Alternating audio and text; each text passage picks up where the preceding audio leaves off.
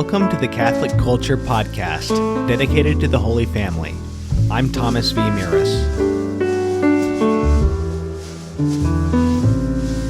Today I'm speaking with Jonathan S. McIntosh about the influence of the metaphysics of St. Thomas Aquinas on the fictional universe created by J.R.R. Tolkien.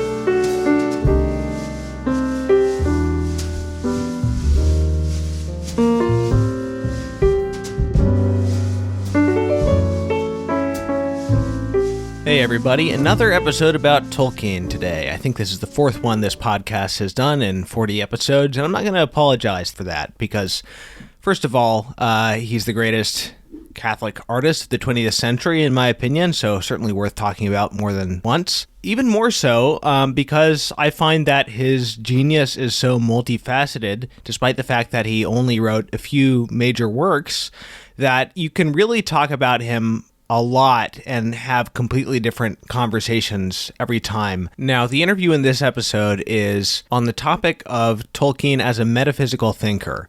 And the guest is Jonathan S. McIntosh. Jonathan, who is a fellow of humanities and a professor at New St. Andrews College, has written a book on the relationship between Tolkien and the metaphysics of St. Thomas Aquinas. The structure of this episode is kind of in two parts. For the first half hour or so, we discuss in a general way the relationship between Tolkien and Aquinas, both in terms of what Tolkien might have actually been exposed to of Aquinas' thought, and also just certain general themes that they share in common. But it's the remainder of the episode, after we've set that up, where things get really fun. We did sort of a running commentary on just the first 2 or 3 pages of Tolkien's magnum opus, The Silmarillion. And you don't need to worry if you've never read it, because what we did is I read a chunk and then we would discuss it, and I read the next chunk and we discuss that. So you're going to actually hear the texts that we're discussing.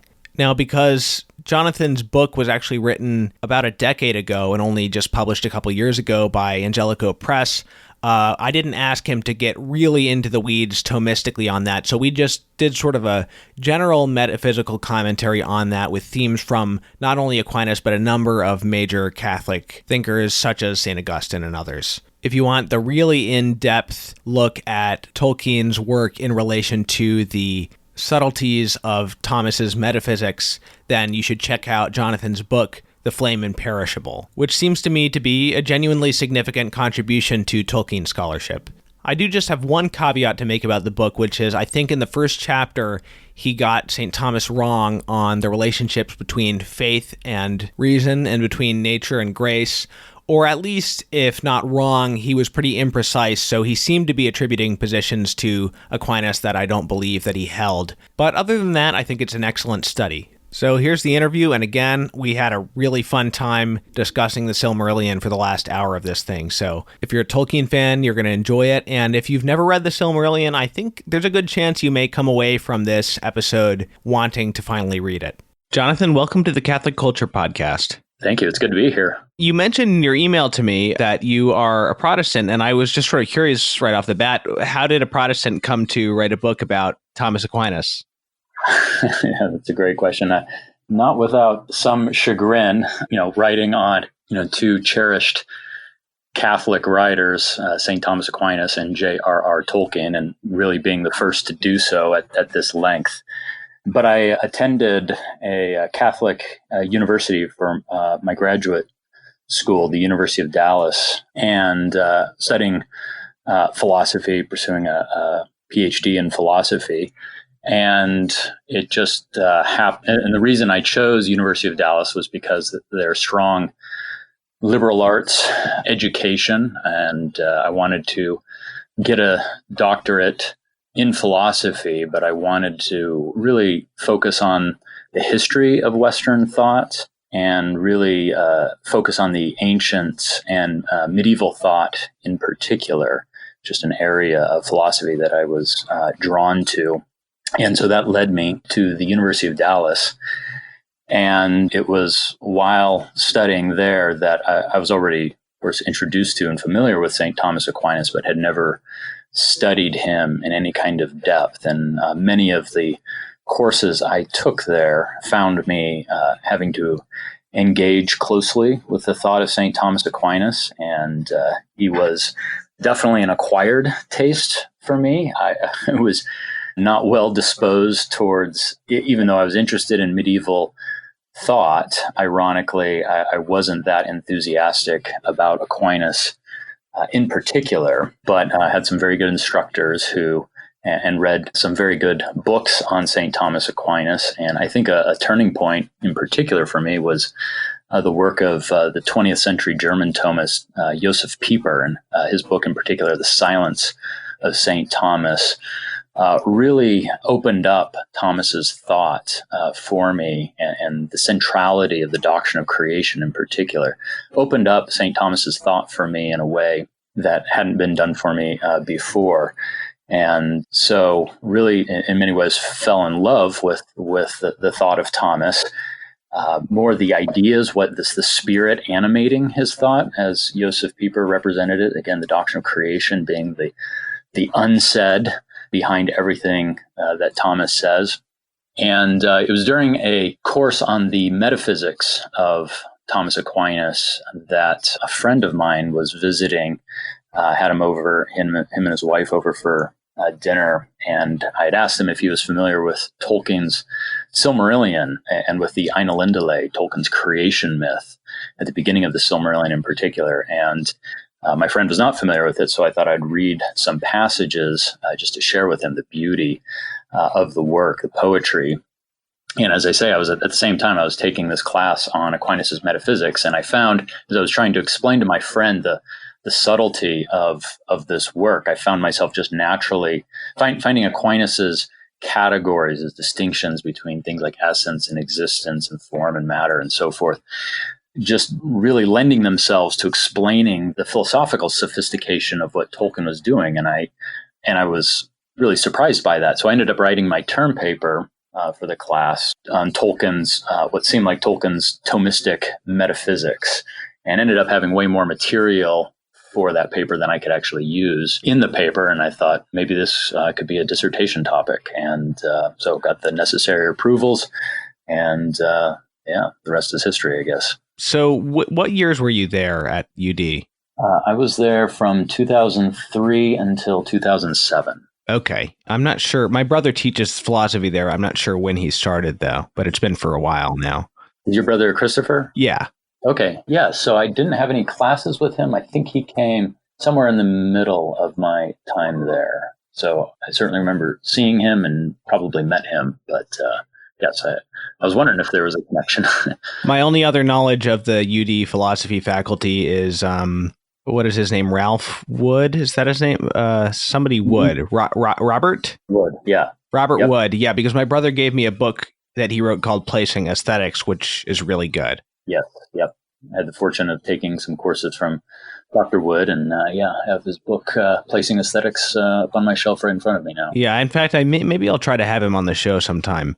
Okay, so you've written this book. The title is The Flame Imperishable, Tolkien, St. Thomas, and the Metaphysics of Fairy. And The Flame Imperishable is also the name of your blog, which I'll link to in the show notes, which should be, I believe this is episode 40, so that'll be catholicculture.org/episode 40.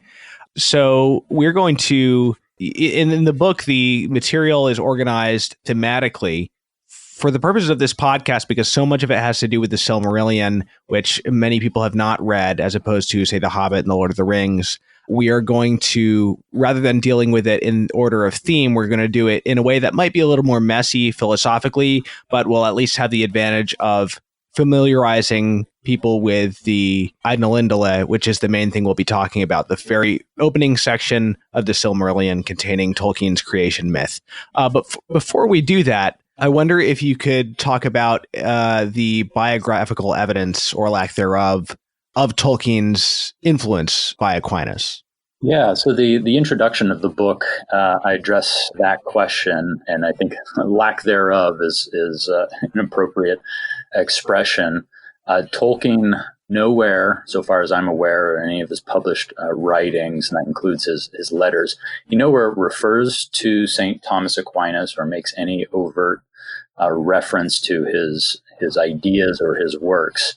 He, of course, would have been very familiar with Aquinas just by virtue of his being a Catholic, being very conservative, Catholic, his educational background. So really the evidence is more a matter of just opening up the text, looking at what Aquinas has to say. And my book is specifically on Tolkien as a metaphysical thinker.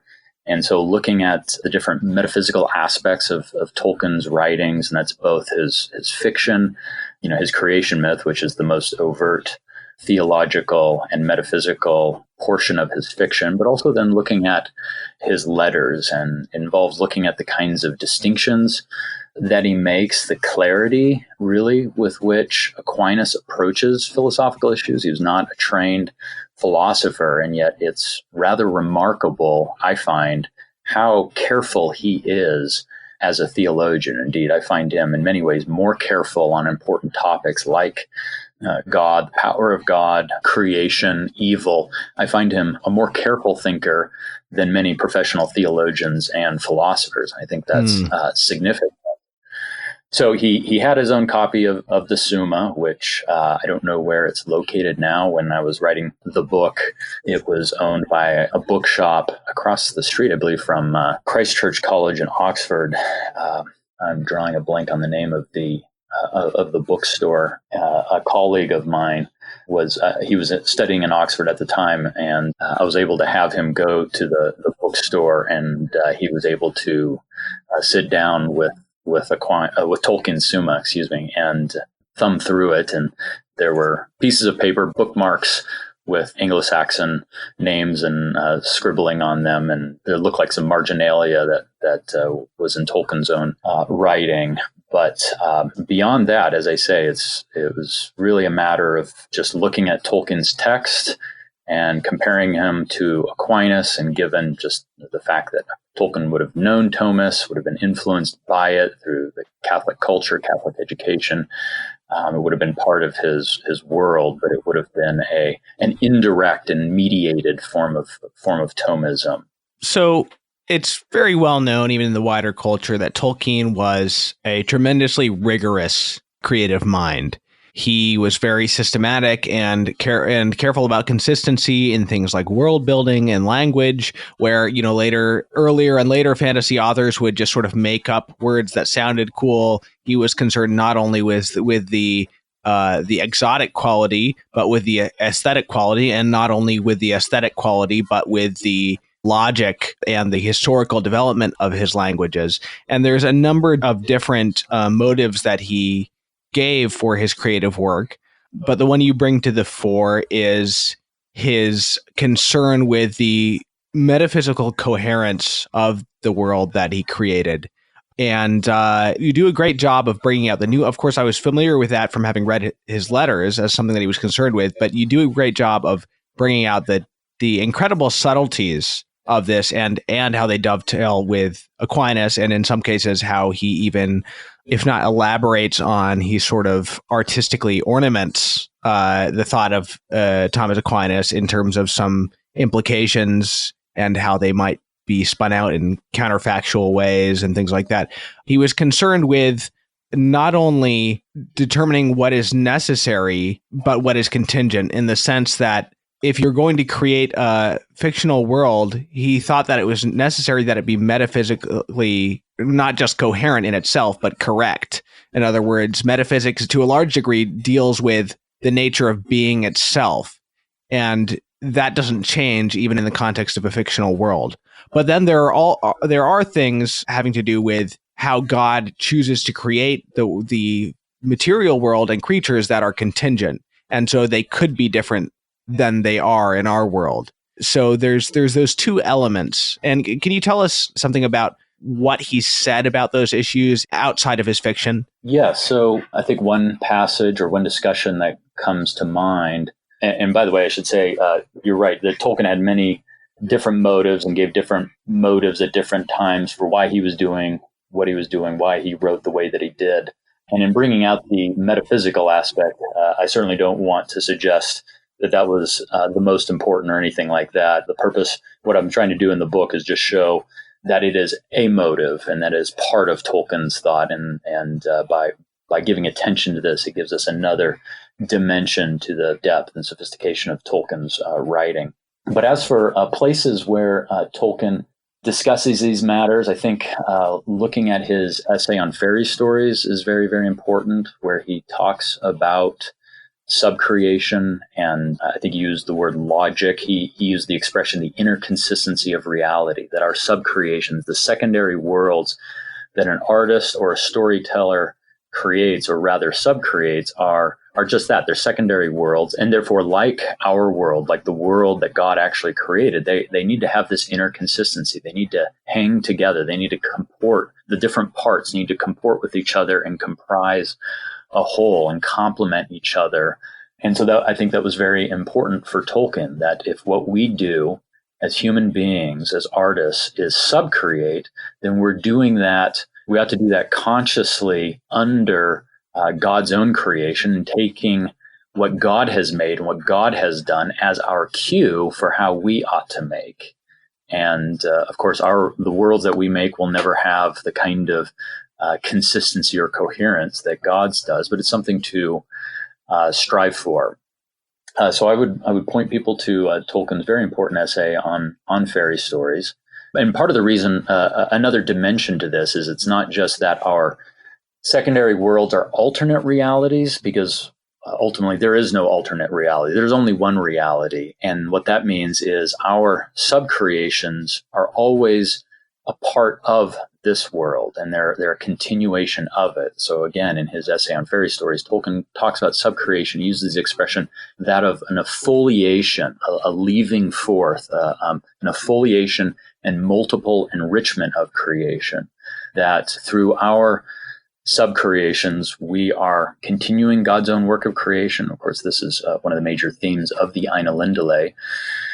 And so if what we start with has this inner consistency, then our own developments or adornments, adornment is a word Tolkien uses in the Ainulindalë, that the Ainur, the angelic Ainur, are to adorn this theme of music that Ilúvatar, the creator, has given to them. So if our subcreations are to be a faithful adornment and furthering of God's own act of creation, then they need to be like it, and part of that likeness is this metaphysical consistency. The one other passage I would point people to, and it's one that I return to over and over again in the book, and that is his letter to Peter Hastings, who is a fellow Catholic.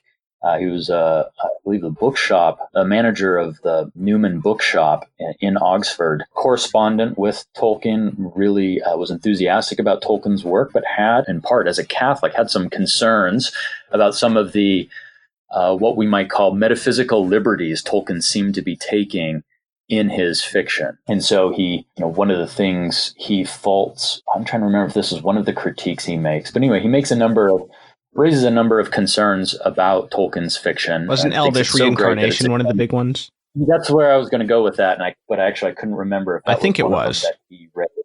I think it was, yes. I think you're right. And Tolkien responds by, I'm trying to remember what Peter Hastings says, is something to the effect that we shouldn't subcreate beyond what God himself has made. And Tolkien turns that around and says, well, I should have thought that that's exactly what the subcreator does, is it takes what God has already made and then moves beyond that. But one of the things Tolkien says is, nevertheless, our subcreations need to be a tribute to what God has made. So again, it's that sense that we are exploring the contingencies that God has built into creation, but that's exactly what they are. They're contingencies. God has created us as free beings. That means we need to explore, we need to name, we need to develop. We are God's own agents under his authority and under his sovereignty, but with his blessing for continuing his work. So that's just the tension of where we need to both, in some sense, go beyond what God has done, although when we do that faithfully, it's not something we're doing over against what the Creator has done. It's something that he is doing, in fact, in and through us. We are his unique agents, his unique instruments for accomplishing a different kind of work.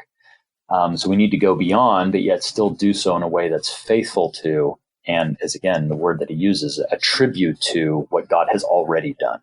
And it's in this letter to Peter Hastings that, as you quote, Tolkien said that as mythology from beginning to end is mainly concerned with the relation of creation to making and subcreation, and therefore references to these things are not casual but fundamental. And in this book, one of the really interesting things that you've done is you've brought out just how thoroughly that theme permeates his work, even, for example, his treatment of evil. To a large extent, he treats evil as a perversion, either a corrupt desire to have God's power of creation out of nothing, or a perversion of the legitimate desire to subcreate. And maybe we can get into that to an extent a bit later. But maybe I was hoping you could make a parallel there, because you did mention Joseph Pieper talking about creation being the great theme in Thomas Aquinas. So in what way is that the case? For Aquinas or for Tolkien? For Aquinas. That's been so long since I've read Pieper. Let's see. Okay, well, I'll try this on. It may not be what you're looking for. You can cut it out if you don't like it. But in terms of his metaphysics, one of the insights of Aquinas that's commonly pointed to by intellectual historians is how Aquinas's distinction between a real distinction, he says, that exists in all creatures between the essence of a thing and its existence. And basically what Aquinas was doing there was taking a very ancient Aristotelian distinction between act and potency and pushing it in under the guidance of the Christian doctrine of creation, pushing it to a place that Aristotle himself didn't take that distinction. For Aristotle, really, the act-potency distinction is almost synonymous with the form-matter distinction.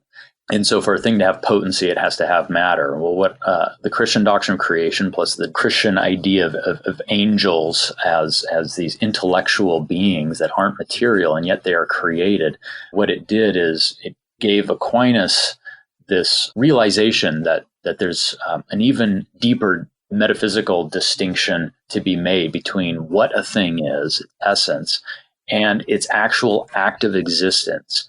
And so some scholars would point to that as one of Aquinas's key insights. And if so, again, I would point to that as evidence of the doctrine of creation really animating much of Aquinas's thought and leading him to new kinds of metaphysical insights that he himself wouldn't have drawn attention to as an insight. Aquinas was a very humble thinker. There was no virtue in novelty for him. And so far as he was able, he would always credit somebody else with ideas, even if in some ways they were original to Aquinas himself.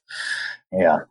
You've mentioned in the book that Tolkien sort of was doing for pagan myth what Aquinas did for pagan philosophy, insofar as, for example, his Valar and Maiar, these sort of quasi-angelic, sort of somewhere between an angel and a demigod creatures who are created by Eru and ruled by him, Eru being God in Tolkien's mythology. They are his attempts to make us sort of equivalent to the gods of paganism in a Christian or let's just say a true metaphysical context. In other words, with a real clear distinction between them and the divinity, but yet having this sort of multiplicity of beings in between and giving them the sort of distinct character that we see in the pagan myths, which we don't get with the angels because we don't really know that much about them. Yes, that's right. And Aquinas himself he's known as the angelic doctor, and there's possibly several reasons how he came to have that name. Possibly it was angelic in countenance, but one reason is he really liked to talk about angels, as many of the medievals did. And so Aquinas himself has quite an extensive angelology, and part of the idea here is that it's by studying angels that we are best able to understand that creature that is closest to the angels and with whom we are particularly concerned, and that, of course, is man, is the human nature.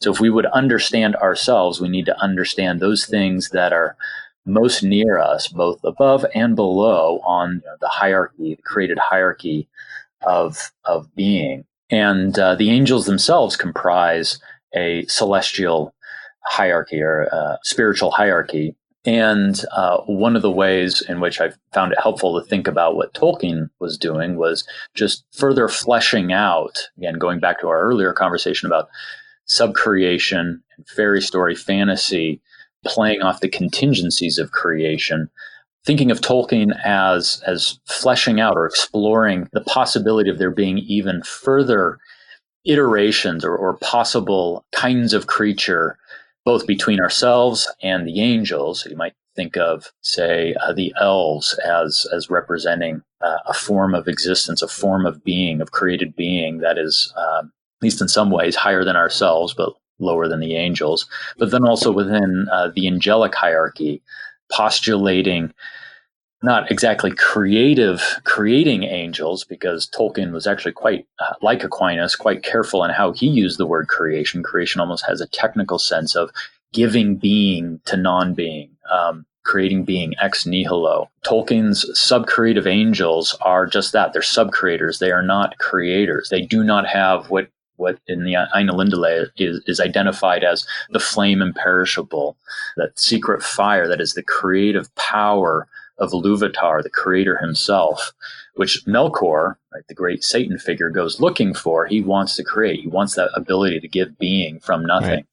But he can't find it because it's with right. a Luvatar. And we'll read that in a minute. Yeah. So, and this is where one of the places I had the most fun in the book, but it was also the most difficult, was just figuring out how far Aquinas' own angelology will even allow for these demiurgic beings, these Ainur, demiurge being the word Plato uses in his famous creation myth dialogue, the Timaeus, the demiurge, the world craftsman, who also doesn't create ex nihilo, but just shapes the pre-existing chaotic matter into this beautiful world.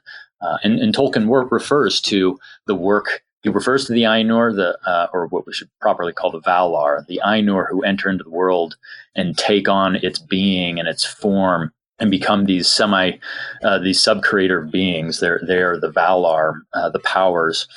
Tolkien refers to them as gods in his letters. He also refers to their work as a demiurgic work, an allusion to Plato's Timaeus. But it's not clear that Aquinas' own angelology would even allow for the kinds of powerful beings that Tolkien imagines. So I do note in the book that I think this is one place where Tolkien's pushing in a Thomistic spirit, at the same time pushing beyond where I think Aquinas would be entirely comfortable in going. Right. Yeah, but it's very interesting because you do seem to show that in a sort of counterfactual way, Tolkien is using these Thomistic presuppositions about angels and what they can do and how spiritual beings can interact with matter and things like that in forming his alternate contingencies in the Silmarillion. Right. So we're about to start reading from the Ainulindalë, which is obviously Tolkien's by far his most theological and metaphysical writing in his fiction. But before we do that, I think it might be good just to take note of the fact that God is seemingly absent in an explicit way in The Lord of the Rings. And why don't you tell me your thoughts on why that might be and why it's compatible with Tolkien being a deeply theological writer of fantasy literature? Yeah, I think there are a couple of reasons for this. One is Tolkien, as a lay Catholic, I think felt uncomfortable talking about issues that we might say were above his pay grade. This was one of the things he was somewhat critical of his friend C.S. Lewis over, in that Lewis was also a lay Christian and yet was a very popular and influential Christian apologist. And Tolkien thought that was a work that was perhaps better left to the professional, the theologians and apologists of Christianity. And so I think there was a little bit of discomfort and just not that wasn't his thing, that wasn't his calling. At the same time, even as a writer of fairy stories, he didn't want. He clearly wanted his fiction to be compatible with a Christian understanding of the world, but he didn't want to overly Christianize it. And this was, one of his motives for writing his Middle-earth legendarium was he was very interested in giving England its own proper mythology. And one of the criticisms he had of the Arthurian legend was that it was already too Christian. And so in a way, he wanted to give us a kind of pagan mythology, or at least pre-Christian mythology, that was at the same time compatible in theme and in some ways even in historical terms compatible with Christianity. And so he didn't want to overly Christianize it. So have God at the beginning, as he does with the Ainulindalë, and then that frees him to, at the same, ironically, get God off stage, so to speak, so that he wouldn't be overtly present later on. At the same time,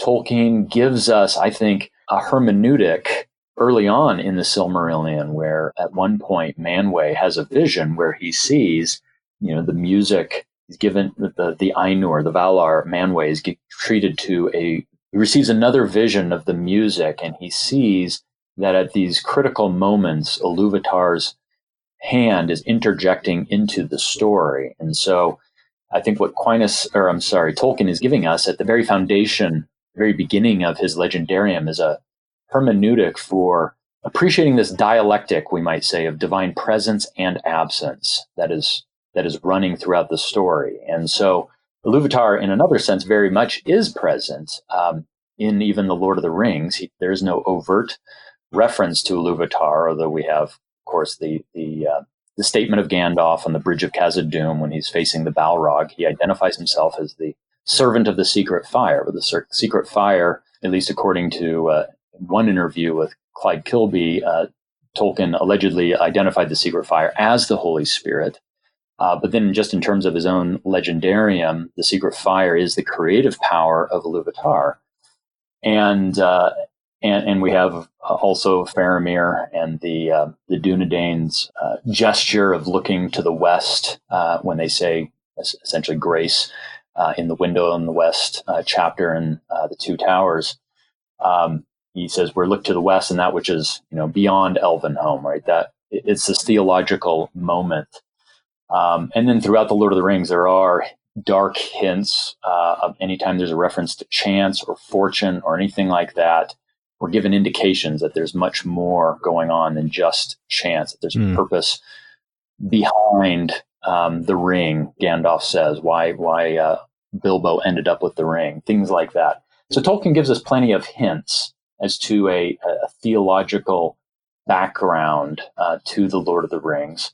But then also we understand the whole theology of eucatastrophe. That's really what, at least theologically, what's going on in eucatastrophe is those are those moments when of miracle, of unlooked for grace, when there's no reason to think that there's going to be a good outcome to a dire state of affairs, and yet there's what Tolkien calls in his essay on fairy stories, the sudden miraculous turn. That's what a eucatastrophe is, literally a good catastrophe. It's the happy ending, but not just a happy ending, it's the happy ending that was unlooked for and you had no reason to expect. And the reason you had no reason to expect it is because as far as earthly chain of events are going, things are going in a bad direction, and Ilúvatar steps in to make himself all the more present. Just so that people won't get the impression that Tolkien had this sort of inordinate attachment to pagan stories such that he had an aesthetic desire not to have God explicitly present in Lord of the Rings. Could you explain what for him was the literary function of myth? Because there's a specific reason why he wanted to do it that way, and it isn't just because he sort of wanted to have England to have something that every other culture seemed to have. I mean, there was a specific reason for doing it now. I agree with what you're saying, but I'm not quite sure. Sorry, what you exactly might have in mind. Sorry, you talked in the book a bit about this idea of re-mythologizing. Like, basically, I guess it had to do with bringing what had become sort of prosaic through familiarity and returning its sort of color and intensity and startling aspects through mythology. Mythology. Yes, exactly. So, right, it wasn't just that Tolkien was reticent about talking about his faith or having that be an important part of his story. But fairy story, in his essay on fairy stories, Tolkien identifies 4 principal functions of fairy story. That is fantasy, recovery, escape, and consolation. And that idea of recovery, usually when Tolkien talks about recovery, that is the respect in which fairy stories help regain a clear view of the beauty of the world. And usually he's thinking in terms of the natural world. And though I can't think of a place where Tolkien himself puts it this way, it's very evident to me as a Christian that one of the things Tolkien's legendarium also accomplishes is a kind of recovery of certain Christian truths, of seeing the world as created, and therefore as having this sacramental significance of seeing the divine in and through what God has made. And so one of the ways, I think to come back to your question about why make God so seemingly absent from the story, and that is so that God, the creator, might be present in a different way, might be present in and through what he has made. And this is why we get such an attention to the detail of the natural order. Tolkien was a great lover of natural things, of the natural world, of mountains and trees and leaves and plants. Yeah, so I don't know. Yeah, no, that's very helpful. Okay, so I want to move on now to talk about the Ainulindalë, and I'm just going to read some chunks from it, and we'll see, what kind of pace we set. But feel free to stop me when something catches your interest and you want to comment on sort of the Thomistic aspects of it, and I'll probably just go paragraph by paragraph. But if you want to stop me sooner than that, feel free. It might be slightly, this might not be the most structured way to deal with it, but I just think for the audience, this will be the best because most people haven't actually read this. Sounds great. Okay, I'm going to go ahead and start. So this is the Ainulindalë, the music of the Ainur.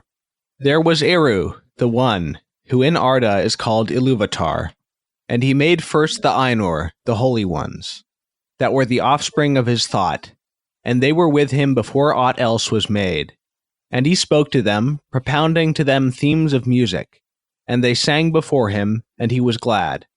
But for a long while they sang only each alone, or but few together, while the rest hearkened.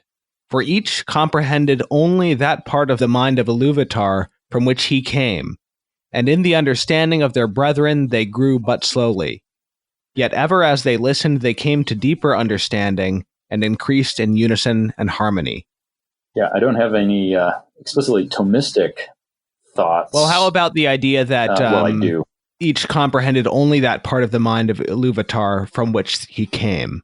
I do. I know that I have them. They're probably in the book, but so they're a classic doctrine in Christian theology is this idea of the divine ideas, usually associated with Augustine in his Christian Platonism, where he takes the forms of Plato and puts them in the mind of God. What we get here is a slightly different picture where we have these created beings, the Ainur, who are representations of different aspects of the mind of Ilúvatar. It says that they were the offspring of his thought.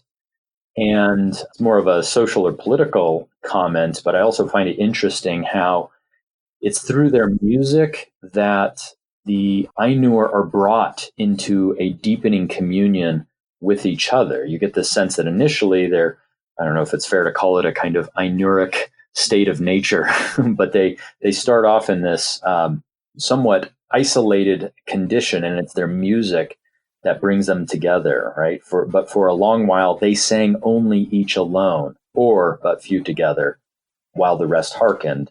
Because initially they only understand that part of the mind of Ilúvatar from which they came. Each one has a unique insight, but this is an insight that they're able to share with each other. And as they sing their parts, they're brought into communion with each other. I find that very interesting.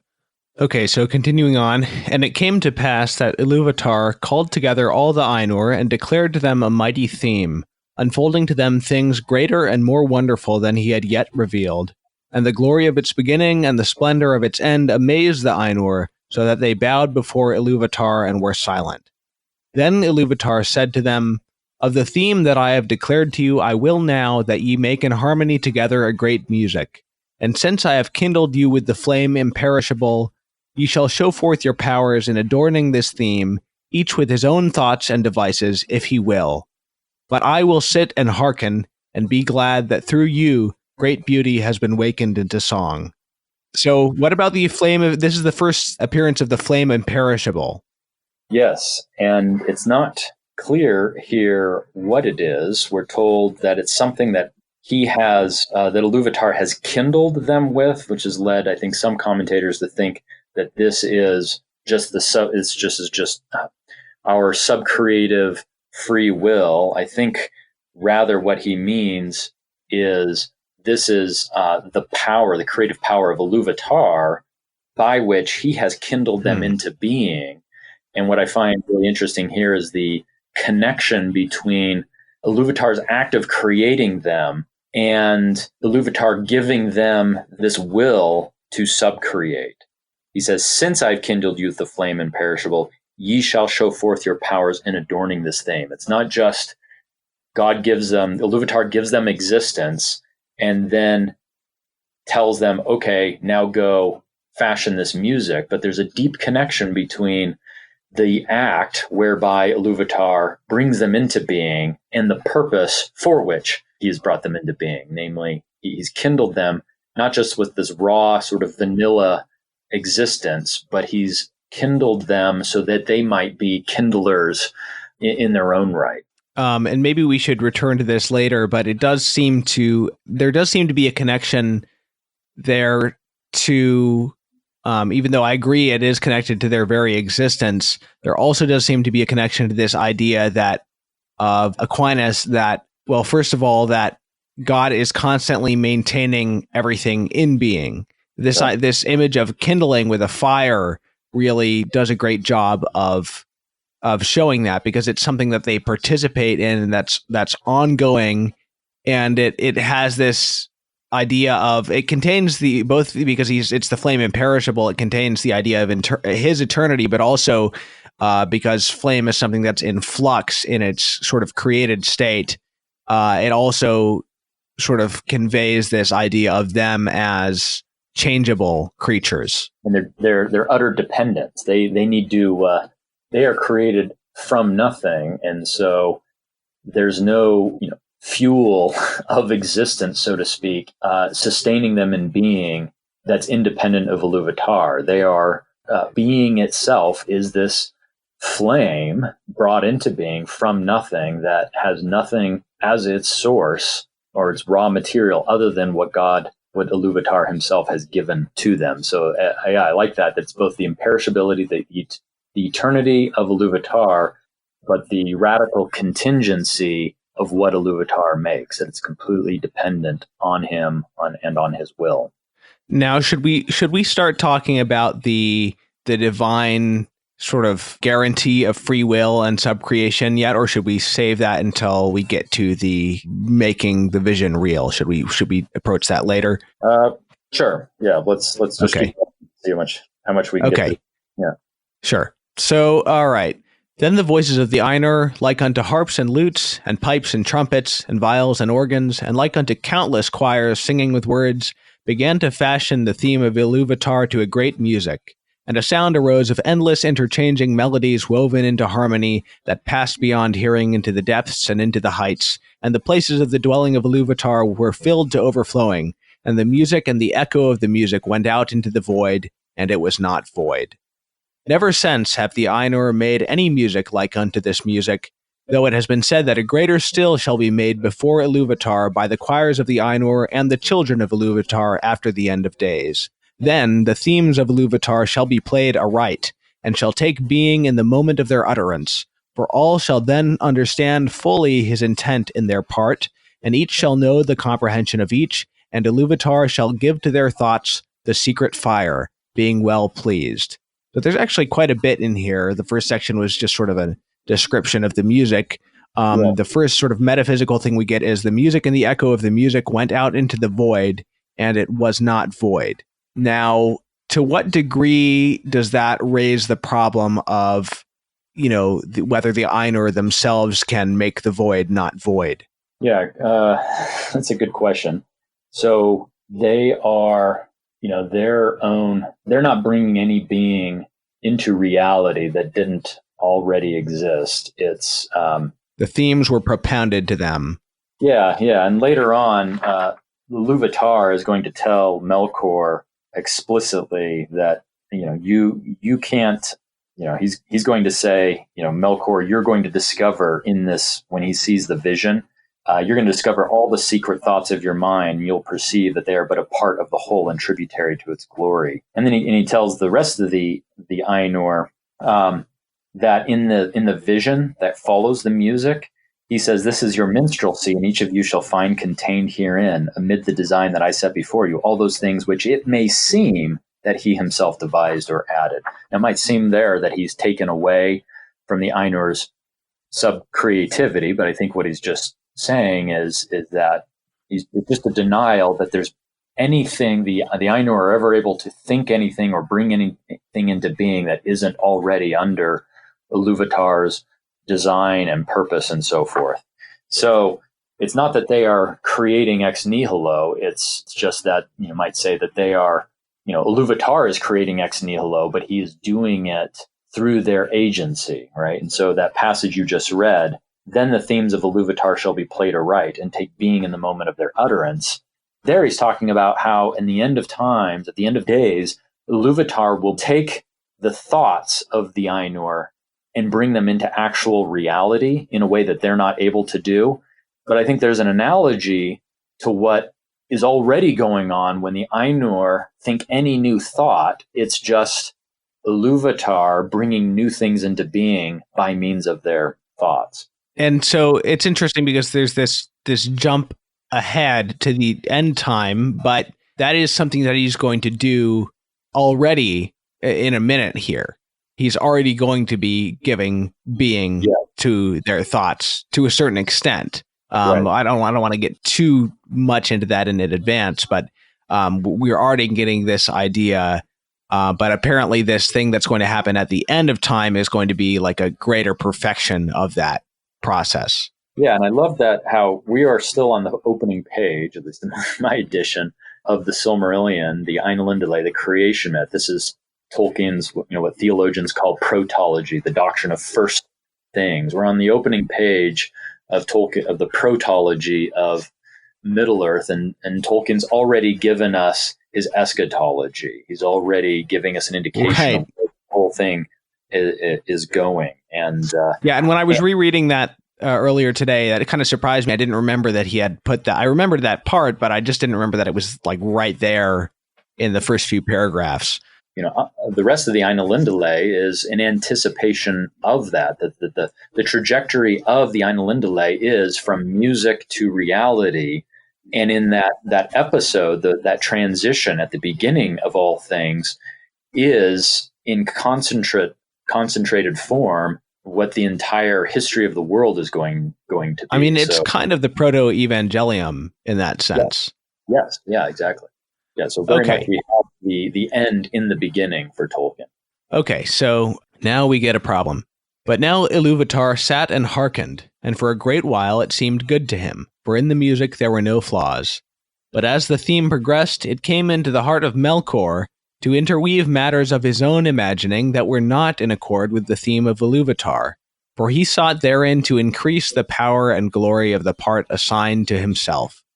To Melkor among the Ainur had been given the greatest gifts of power and knowledge, and he had a share in all the gifts of his brethren. So, obviously, that's kind of a parallel to Satan being the greatest of the angels. Continuing, he had gone often alone into the void places, seeking the imperishable flame, for desire grew hot within him to bring into being things of his own, and it seemed to him that Iluvatar took no thought for the void, and he was impatient of its emptiness. Yet he found not the fire, for it is with Iluvatar. But, being alone, he had begun to conceive thoughts of his own, unlike those of his brethren. So I think this is, there's a lot in here, and it is, I think, the first time we get a really clear idea of what the imperishable flame is. Yeah. One, this is again more of a maybe on a literary than a strictly philosophical note, but in the opening paragraph, I noted that we're moving from a condition of relative individualism to a community is being built around this music. And we see Melkor here going in the reverse direction. He is separating himself. He's in a way breaking fellowship, and it's in this isolated condition that he begins to have thoughts that aren't in harmony, that aren't in community with his fellow Ainur. And that's what begins his fall. So I find that interesting that we have a reversal of that earlier pattern. And he goes into the void places. What's he seeking? The imperishable flame. There's this theological ignorance here on Melkor's part. And I find it interesting that he's anticipated this idea, even though this is the trajectory of the story and of this mythical history, which is moving from thought to being, and that this is what Ilúvatar intends. He wants to bring things into being by means of the creativity and the imagination of his creatures. Melkor is impatient. It's not that he's absolutely wrong. It's that he wants ahead of time, in advance of the proper time, a gift that hasn't even been offered yet, much less it's not even been promised or indicated. So there's something very presumptuous about Melkor, and this is very much in contrast with the other Ainur. We'll see in a couple paragraphs that at this point, the rest of the Ainur, they're just enamored with the beauty of the music, and we're told that they didn't realize it had any purpose beyond its own beauty. There's a completeness, a perfection to the music, a self-containment to it that Melkor ought to be content with, like the rest of the Ainur, even though Ilúvatar is going to end up having even better things in store. So it's this paradoxical moment where the music ought to be sufficient, even though Ilúvatar is planning to give something bigger and better beyond that.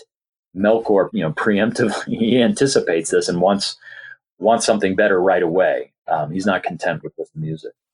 It's really interesting that you mentioned his presumption, because I just did an interview with a translator of a new translation of a work by Gargu Lagrange.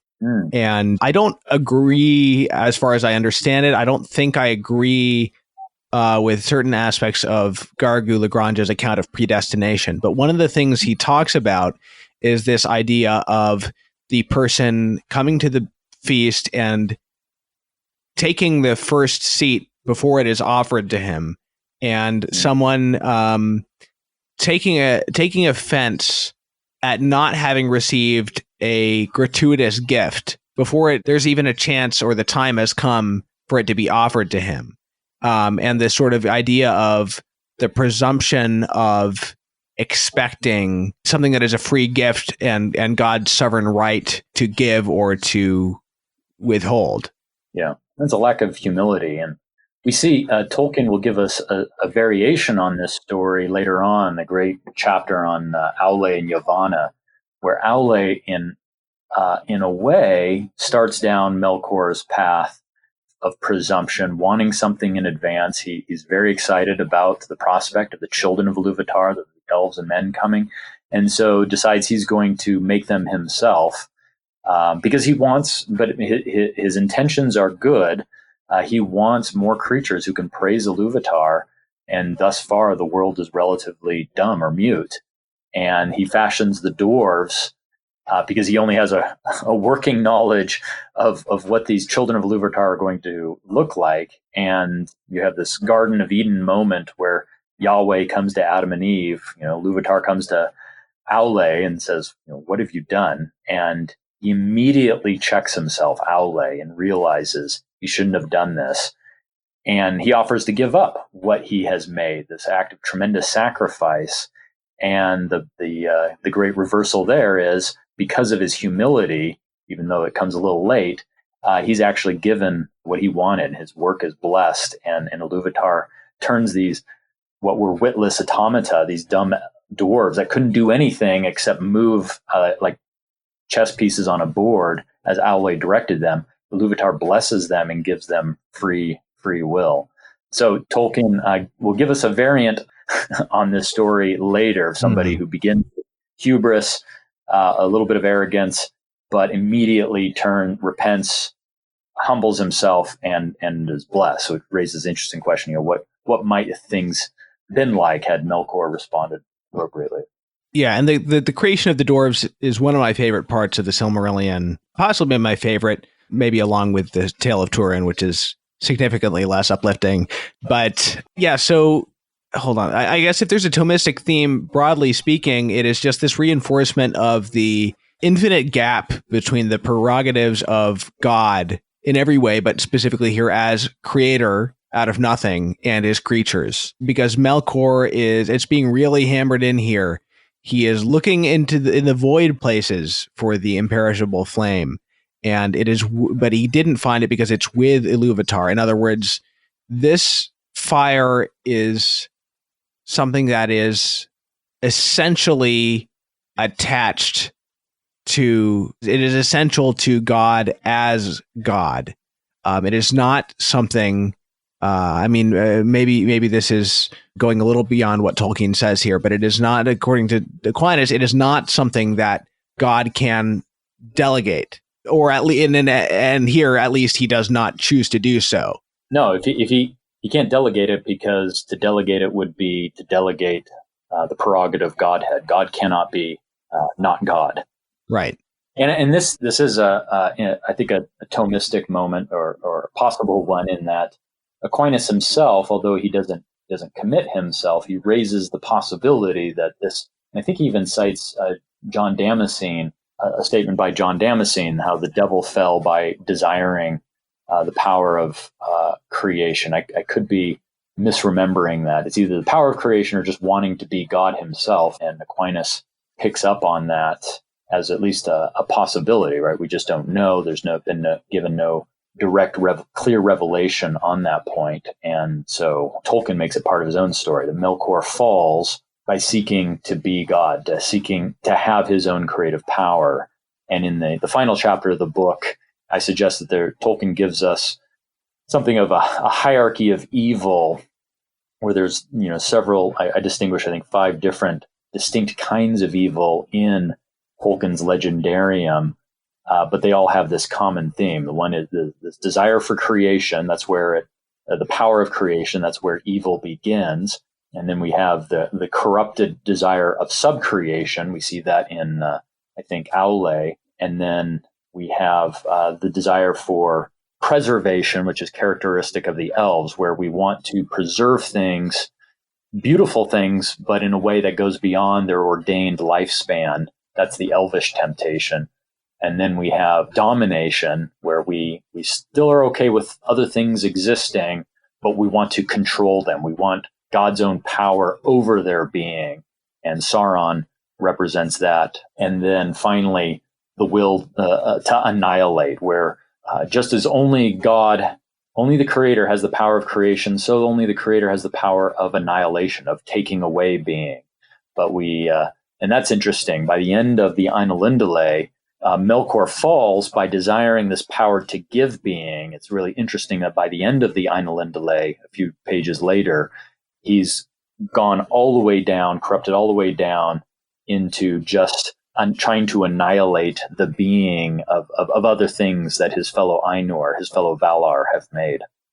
And in both cases, it's an illusion. We've already talked about the illusion of being able to create out of nothing for Melkor, but it's also an illusion that he can make things cease to exist. All he can do is essentially break things down into their constituent parts, or deform or flatten them. But he cannot cause anything to cease to be, in terms of sort of maybe prime matter or whatever you would call it in Thomistic terms. It's just right. What exists does exist by the fact that God holds it in existence. So, okay, moving on, I'm going to skip over some of this next paragraph because it's just sort of elaborating on the effects of Melkor's. So Melkor conceives thoughts of his own, and he weaves them into the music. I'm just going to summarize this next paragraph. Causes discord. A number of the other Valar Ainur become bummed out. People who are singing near him, their music falters, and some people are caused to attune their music to his rather than to their original thoughts, which were based on the themes propounded by Iluvatar, the discord spreads wider, and Iluvatar is sitting and listening, and then Iluvatar rose, and the Ainur perceived that he smiled, and he lifted up his left hand, and a new theme began amid the storm, like and yet unlike to the former theme, and it gathered in power and had new beauty. But the discord of Melkor rose in uproar and contended with it, and again there was a war of sound more violent than before, until many of the Ainur were dismayed and sang no longer, and Melkor had the mastery. Then again Iluvatar arose, and the Ainur perceived that his countenance was stern. And he lifted up his right hand, and behold, a third theme grew amid the confusion, and it was unlike the others. For it seemed at first soft and sweet, a mere rippling of gentle sounds and delicate melodies, but it could not be quenched, and it took to itself power and profundity. And it seemed at last that there were two musics progressing at one time before the seat of Iluvatar, and they were utterly at variance. The one was deep and wide and beautiful, but slow and blended with an immeasurable sorrow, from which its beauty chiefly came. The other had now achieved a unity of its own, but it was loud and vain and endlessly repeated, and it had little harmony, but rather a clamorous unison, as of many trumpets braying upon a few notes. And it essayed to drown the other music by the violence of its voice, but it seemed that its most triumphant notes were taken by the other and woven into its own solemn pattern. So, yes. You know what? I'm going to read the next two paragraphs and then we'll go back because I think it's important to complete this section. In the midst of this strife, whereat the halls of Iluvatar shook and a tremor ran out into the silence as yet unmoved, Iluvatar arose a third time, and his face was terrible to behold. Then he raised up both his hands, and in one chord, deeper than the abyss, higher than the firmament, piercing as the light of the eye of Iluvatar, the music ceased. Then Iluvatar spoke, and he said, "Mighty are the Ainur, and mightiest among them is Melkor. But that he may know, and all the Ainur, that I am Iluvatar, those things that ye have sung, I will show them forth, that ye may see what ye have done. And thou, Melkor, shalt see that no theme may be played that hath not its uttermost source in me, nor can any alter the music in my despite. For he that attempteth this shall prove but mine instrument, in the devising of things more wonderful, which he himself hath not imagined." Okay, so I just wanted to get through there, and we've gotten towards the vision, but let's not talk about that yet. Let's just talk about what's just happened. We've got another foretaste of the entire pattern of history here, which he's about to then show them without showing them all the details. It's fascinating. So we've got this idea that there are these two competing melodies, and okay, there's too much to talk about here. We can talk about the immeasurable sorrow from which its beauty chiefly came, but I think that's clear from people who have read Tolkien what that's all about. Let's just focus in on this clamorous, obnoxious unity of the music of Melkor. What does that bring to mind for you? Certain forms of rock music, I think. One of the things that comes to mind is, Melkor was created to be a sub-creator, to be inventive, and it's striking and rather terrifying to what Tolkien is illustrating here is the respect in which, even though we're not in control of our own being, we, through our sin, through our corruption, we are able to lose those powers that have been given to us and which are our glory. And what's remarkable here is Melkor was really the greatest of the Ainur. Only Manwë is comparable to him. And yet I mentioned earlier that how he devolves from seeking the flame imperishable precipitously in an untimely manner, and then he decays all the way down to just recklessly trying to undo or destroy the works of his fellow Ainur.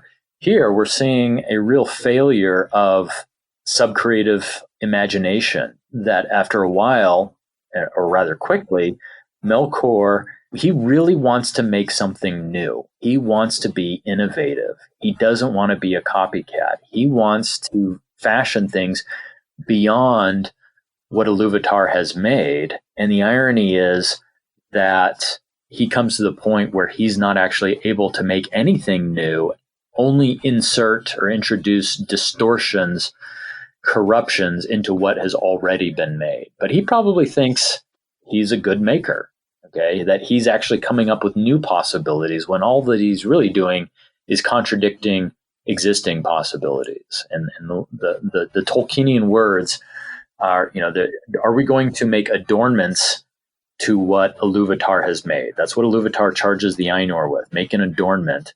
Or are we only going to end up making alterations?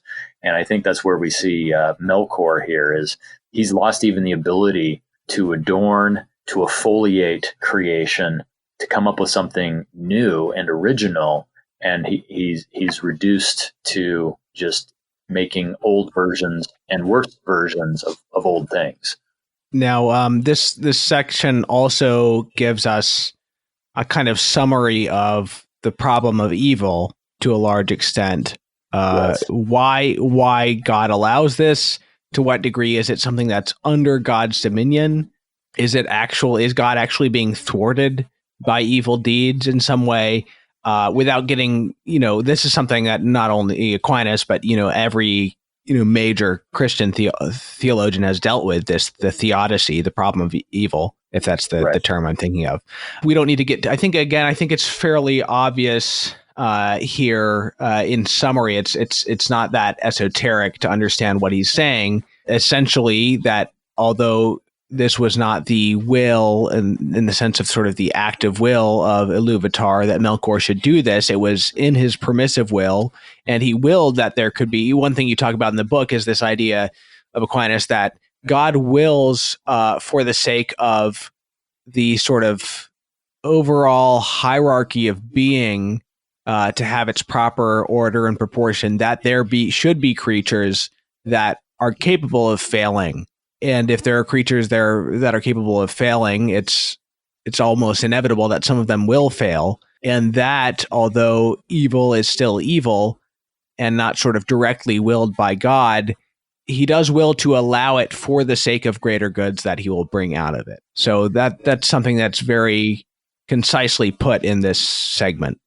Yeah, and this is one of those places where I think, Tolkien, though not a trained theologian, certainly from a Thomistic classic perspective, there's virtually nothing to quibble with here from a theological, philosophical standpoint. I find that very remarkable. It's got to be the most poetic representation of those issues of divine sovereignty and power, control over creation, and yet creaturely freedom, introduction of free will. I just find it a brilliant synthesis of good poetry and good philosophy here. So okay, I'm going to skip the next paragraph. Okay, so the Ilúvatar is going forth into the void with the Ainur, and they follow him.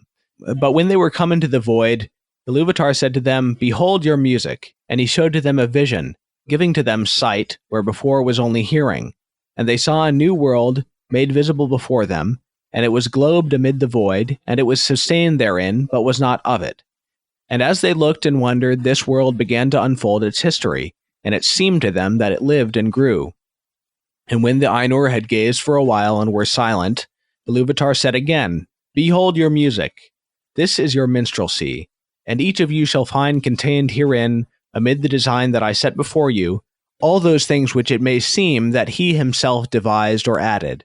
And thou, Melkor, wilt discover all the secret thoughts of thy mind, and wilt perceive that they are but a part of the whole, and tributary to its glory." So, whereas before Ilúvatar kind of highlighted the inability of Melkor to thwart the design of Ilúvatar, now he emphasizes, he's trying to teach Melkor that the lesson that he failed to recognize in the first place at the very beginning of his fall, where he wanted to make his own theme the most glorious and sort of overwhelm the rest. So now he's giving a visualization to Melkor and everyone else of how the different parts of the music fit together. And so we've got that. Now, why do you think it is that this vision would add anything to their understanding that they wouldn't have gotten just hearing it as music? Yeah, so in one letter that I mentioned in the book, Tolkien refers to the music as, I can't remember if he calls it pure form. He uses the word form in contrast to the being that the world later has. And that's something I comment about a lot of other readings of the Ainulindalë that I've seen, is that it's possible, I think, to overplay the significance of the music. I think it's also possible to underplay it, but the music, capital M music of the Ainur, as great as it is, it's just a first stage, but it gets surpassed by later stages. It's in keeping with the drama, the arc of, say Genesis 1, where Yahweh himself goes from, he works on creation for a day, and at the end he says, this is good, this is good, this is good. And then at the very end he says, this is very good. It's progressive, it increases, it builds and accumulates. And that's very much, I think, the character of the Ainulindalë, that it's, even though there's a sequence to it, it's not this pagan sequence of decline or decay, starting with a golden age and then falling from that, although that happens later, but it's progressive. And so the music is beautiful, but it's at the same time very formal. It's very abstract. We call it music, but even to call it music is somewhat metaphorical because there's no sound here. Music itself is deeply incarnational. It requires a world and ears and things like that. And so, it's Tolkien's using a physical reality and phenomenon, music, to try to capture what's otherwise a very spiritual and intellectual and abstract beauty so far, that, as I said earlier, is self-contained. But now by turning it into a vision, I think there's a greater metaphysical implications and commitment that's part of the vision that was absent from the music. This is why I said earlier, the Ainur, they didn't know that the music had any purpose beyond its own beauty. It's because it was just the self-contained kind of art form. But then when they're given the vision has this paradoxical character. It has an intentionality that the music seemed to not have, because when they give it's a vision of, right? The music is just the music, but the vision is a vision of. Well, a vision of what? A vision of a world not yet made.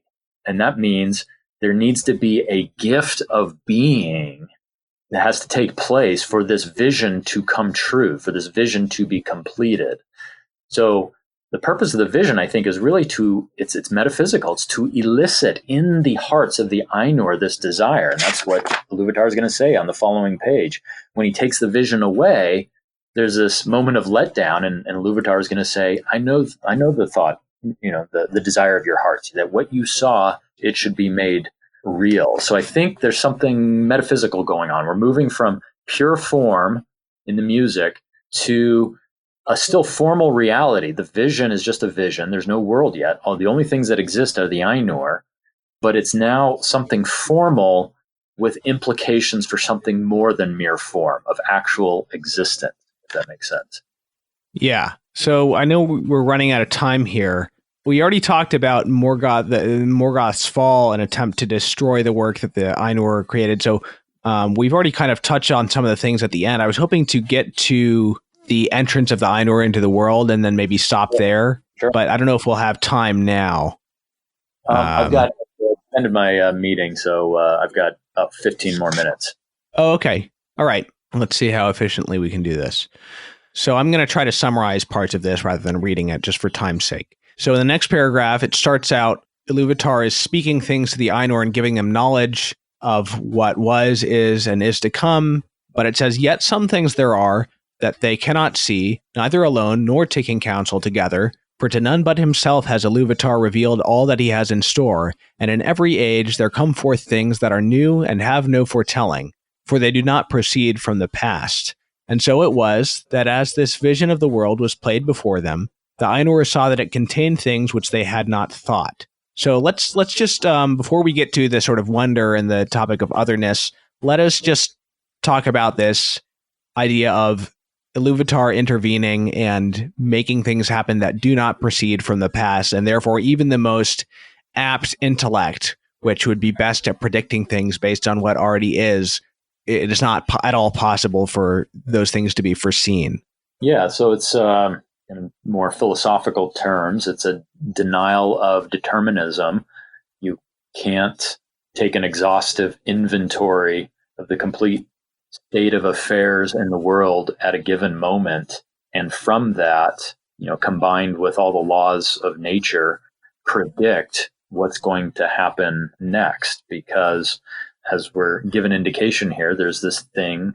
There's the freedom of Iluvatar, who transcends all of creation, and he is both through himself and through his free creatures interjecting all the time new things that can't be anticipated purely from the past. So one way of looking at it is it's a denial of determinism and an affirmation of true, authentic freedom as this principle of newness and ability to introduce newness into the history of the world. And this is another way that God thwarts Iluvatar. Well, let's speak in Tolkien's terms. Iluvatar continually thwarts Melkor, because Melkor could presumably, at least once these things are made to actually be, not just in the vision, could presumably take such an exhaustive inventory of everything that is in the world.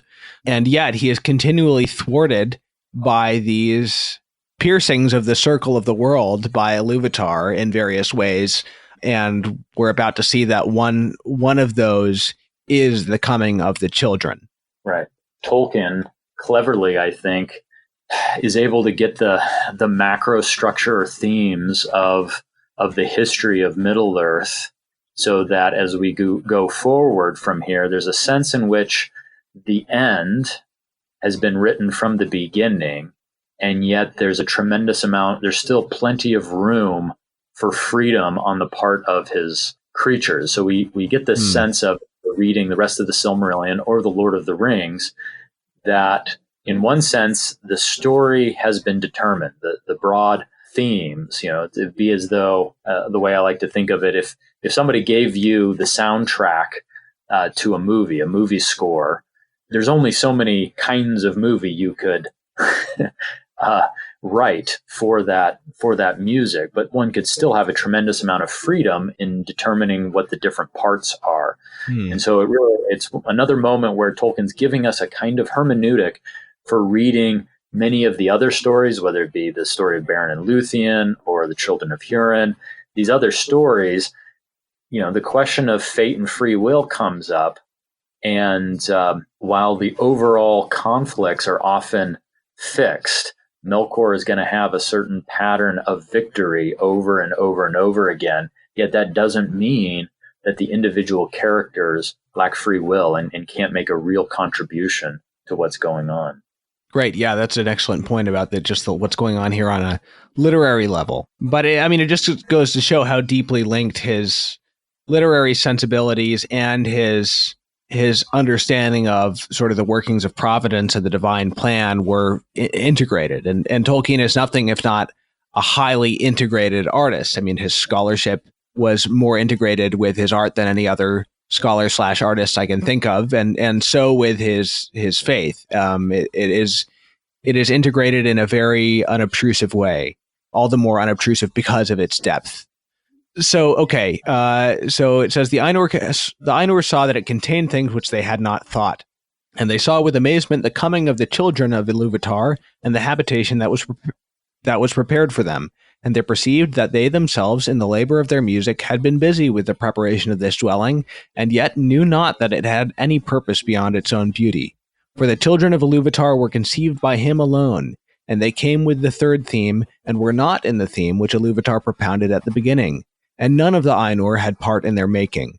Therefore, when they beheld them, the more did they love them, being things other than themselves, strange and free, wherein they saw the mind of Iluvatar reflected anew, and learned yet a little more of his wisdom, which otherwise had been hidden even from the Ainur. Now, there's so much in here. You talked a bit about how the music is not sort of an end in itself, although it does have value in itself, or there are ends beyond that end. Maybe we could put it that way. Okay, the children of Iluvatar were conceived by him alone. They came with the third theme. Okay, so you mentioned a bit earlier the story later in the Silmarillion of Aule trying to create the dwarves and how it reinforces that whatever greater than human powers the Valar, the Ainur, may have to shape matter, they do not have the ability to bestow personhood, intellect, free will. So we've already talked about that a bit. This is interesting, and it only just jumped out at me in this reading. They came with the third theme. They were not in the original theme. So the children of Ilúvatar would seem, in a sense, to be a providential response to the evil of Melkor, even in this initial stage. Right, yeah. Now, maybe it would take too much talking about later parts of the story to get into it, but I would be very interested in thinking more at some point about why that might be. In what sense are the children of Ilúvatar a response? Is it so that the humble may be exalted and as even more of a response to Melkor in that sense? Yeah, that's a really interesting question. I'm not sure what Tolkien may have had in mind here precisely, and he may have had different things in mind at different times. One place I would go to answer this question is the 10th volume of the History of Middle-earth, this 12-volume collection that Christopher Tolkien edited, and they're just it's basically the manuscript history of the Tolkien's Middle-earth Legendarium. And the 10th volume is titled Morgoth's Ring, and it's a collection of writings that have to do with Silmarillion era material, but which were written by Tolkien after, or at least revised by him after, the publication of The Lord of the Rings. So it's this moment when Tolkien has finished The Lord of the Rings, he's been successful in publishing this, and now is going back and trying to get the Silmarillion ready for publication and revisiting these tales from the elder days. And it contains what is his most metaphysical and theological reflections. And one work in particular I would recommend to your readers, I don't know if you've read it, Thomas, but the Athrabeth Finrod Andreth. It's a dialogue between the elf lord Finrod and this mortal woman Andreth, where they come together as representatives of their respective races, the elves and the humans, elves and men. And it's a dialogue between these two representatives, and they're trying to really figure out, why did Ilúvatar make these two rational species that are related to each other and yet different? And it's there that Tolkien pieces together some things in it gets very, very theological. But one of the ideas that Tolkien raises there is that the purpose of elves and men is to combat Melkor's corruptions, and that they each species has its own unique role to play in that redemption. And I don't know how much to give away, but one of the ideas Tolkien considers and actually gets into his Mariology, this idea that human beings, in particular, elves, end up being part of their significance is that it's through them that men are partly redeemed. And then through men, the earth itself is redeemed. And it involves Tolkien's idea of Morgoth's ring, that when Morgoth entered into the world, like as Sauron was to his ring, so Morgoth was to all of Arda, all of Earth. That's what the title of the volume, Morgoth's ring, refers to. Morgoth, or Melkor, disseminated some of his own spirit into the material reality of Earth, giving it this corrupting influence. And one of the forms that its redemption is going to take is through the unique relationship that the soul or spirit principle of men have with respect to their body, is that in their redemption, their soul will be lifted up and they will take their bodies with them. He calls it an assumption, a reference to the doctrine of Mary's assumption.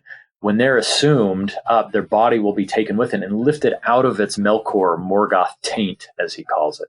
Anyway, that's getting really into the weeds there, and I don't want to suggest that Tolkien had all of that in mind in this statement here, but it's at least one of the places he goes to work out this idea of children of Ilúvatar as as being introduced as means for redeeming the world from Morgoth's from Melkor's evil. Yeah, I hadn't heard of that dialogue until I read your book. I'm still reading the volumes on the history of the Lord of the Rings, and then I'm going to go back and read the preceding and succeeding volumes after that. So I think Great. my next one is Sauron Defeated that I have to read. Can you talk a little bit about this idea of the Ainur loving the children of Ilúvatar because they are things other than themselves, and what this reflects about sort of Aquinas's sense of the dignity of created beings and of matter? Yeah, so that's I think otherness is this is one of the things Tolkien highlights in his essay on fairy stories. That when we talked earlier about the function of fairy stories being that of recovering, and part of what fairy stories do is they help recover the otherness, the intractable, irreducible otherness of creation. That Tolkien has the sense that what we desire, what we've been made to desire, is things for their otherness. God is a God of being. He is being itself, as Aquinas says, and he is the one who has imbued other creatures with being. And so we have been made to desire existence. Ultimately, our desire is for the existence that is God himself. But in keeping with that, we desire, we love, we value the being of other things simply for their sheer otherness, that they are other than ourselves. They're not reducible to ourselves. And this is part of what domination and some of the other forms of evil take in Tolkien's story, is that it's this effort to co-opt the being of other things and make it merely an extension of oneself. Whereas virtue and humility and true love in Tolkien's creation goes in the other direction. It involves giving being, not trying to take it from other things, but setting things free, letting them be independent of ourselves, appreciating things for the sheer substance and as you put it, the dignity, the weight, the gravity of existence. So I think that's very much, obviously, we're seeing that here in Tolkien, but I think one of the great philosophical articulations of this is the creation metaphysics of Aquinas. God is being, and what he does, what he's in the habit of doing, is making being, of giving being to other things. So just to summarize something that happens later real quickly, this love that the Ainur have for these children of Ilúvatar is part of what makes them want this vision to be made reality. Ilúvatar ends up making it to be, and then some of them choose to enter into the world and sort of take on physical form, including some of the limitations inherent in physical form, in order that they may prepare a place for and have a relationship with the children. I wanted to summarize that because we're not going to get there.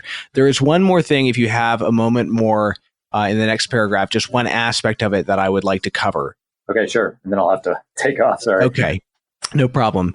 So this sentence, the first time I ever read the Silmarillion was on audiobook, and boy, this might be the most difficult sentence syntax-wise, even just reading it, but on audiobook, it was just absolutely impossible to understand.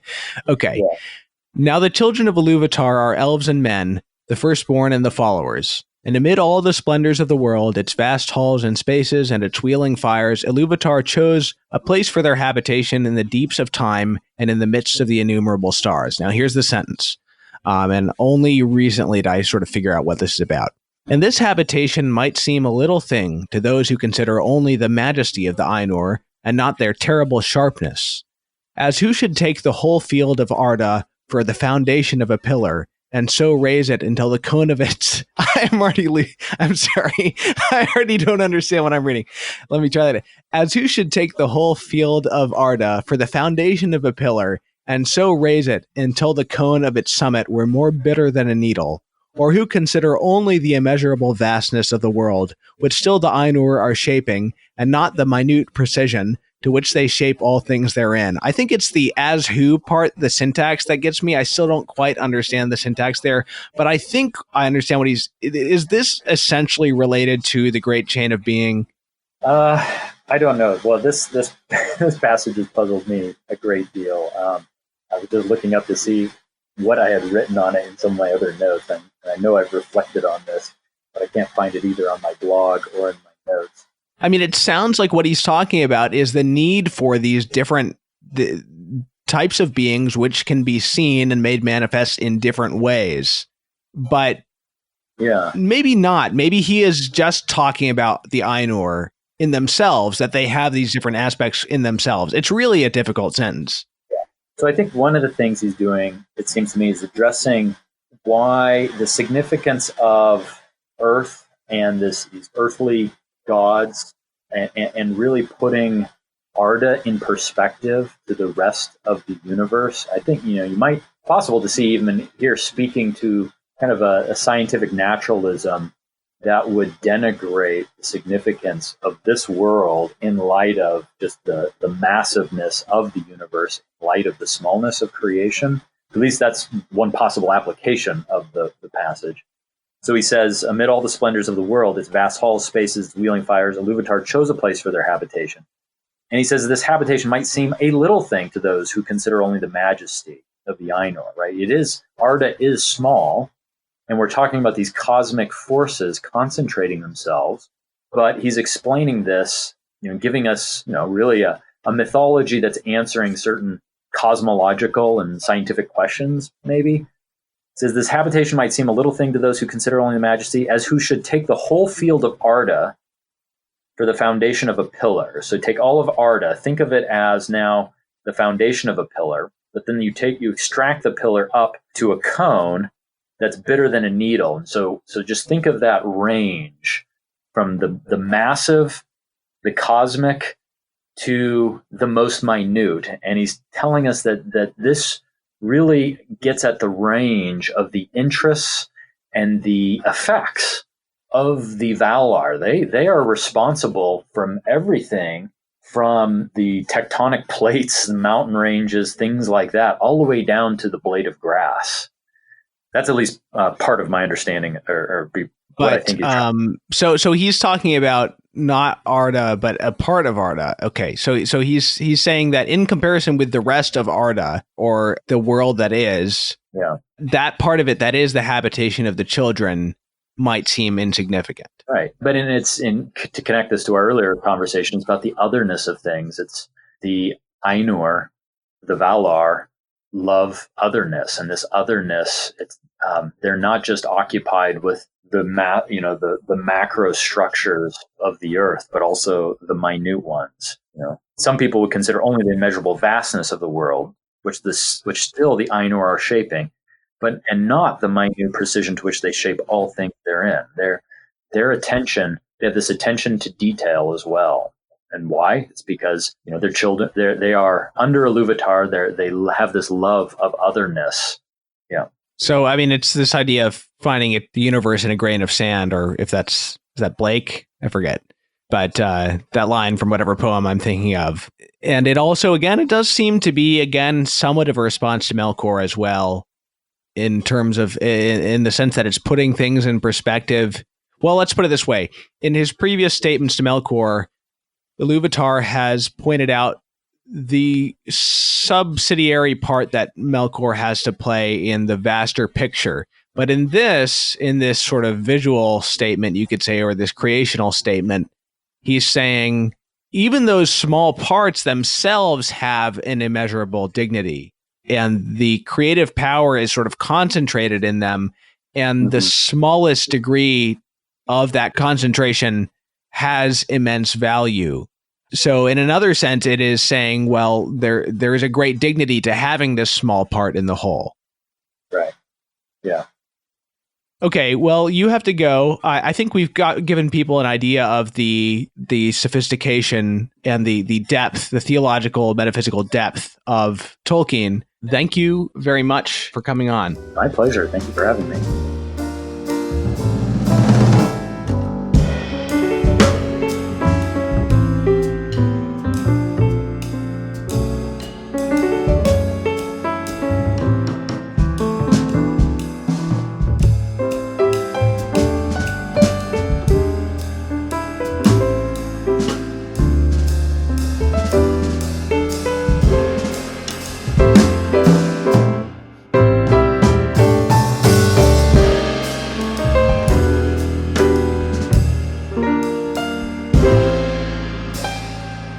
Bye.